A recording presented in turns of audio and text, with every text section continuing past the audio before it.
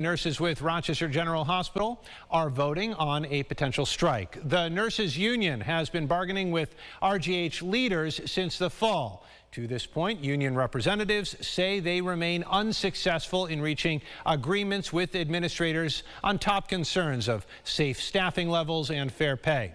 Natalie Kutchko joins us now in studio with the latest on this. Natalie.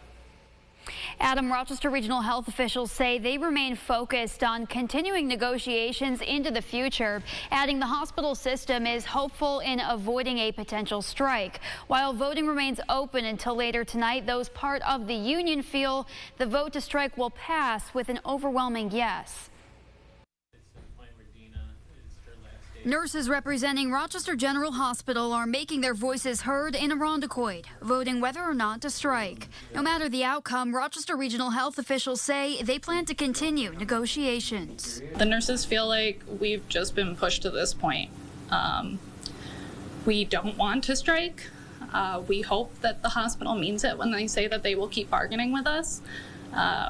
We want to take care of our patients more than anything. Nobody goes into this profession because they don't want to help people.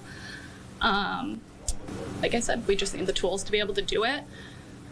Nobody can keep doing this day in and day out.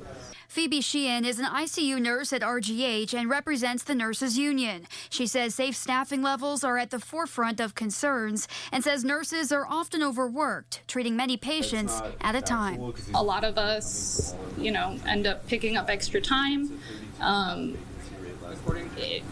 almost out of guilt. Like, you want to help your coworkers, you want to make your patients better. You make these bonds with families in the ICU, and you're rooting for your patients every day to get better, and you just want to do the work that's going to help that.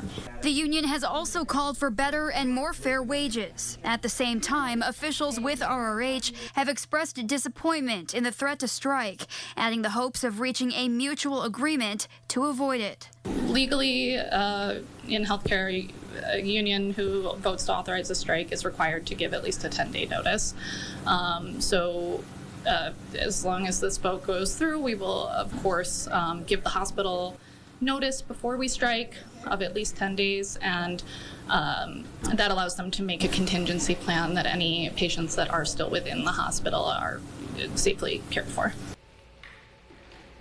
Now, voting does end tonight at 9. We will share results and further updates both on air on News 8 at 11, also online on our website, rochesterfirst.com. Meantime, the full statement from Rochester Regional Health can be found there as well.